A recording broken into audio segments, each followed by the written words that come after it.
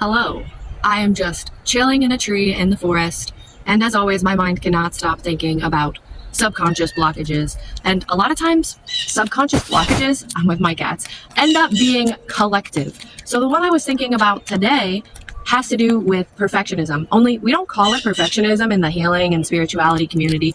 We call it enlightenment. We call it nirvana. And I'm not saying there's anything wrong with those concepts.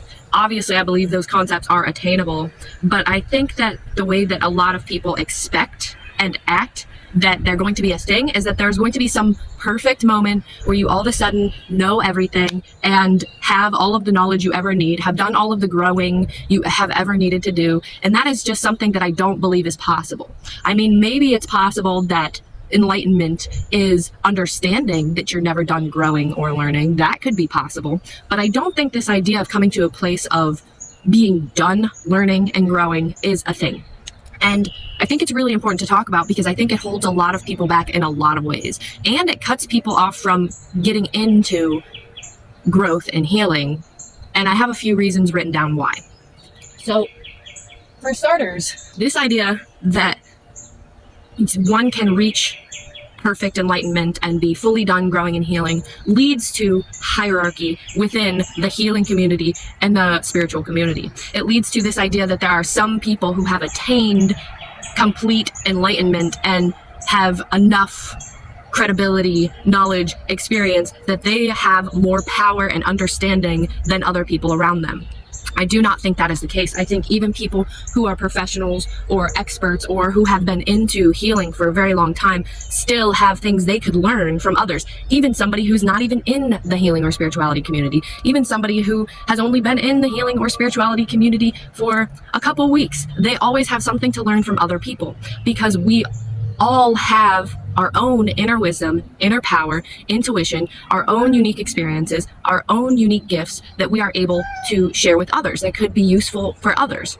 And in believing that some people have access to answers, the ultimate truth that everyone needs to understand, and some people do not, that closes off the people who supposedly have all the answers from learning and growing, and it closes off the people who supposedly need the answers from being able to share their own wisdom and from being able to grow. And I think this is a result of the fact that the idea that there is some ultimate truth or that one can hold answers or experience that others cannot is so deeply ingrained in society. This idea of hierarchy is so deeply ingrained in society that a lot of times people don't even realize that that's what they're putting out into the world. And that's what they believe, and that's what they're pushing.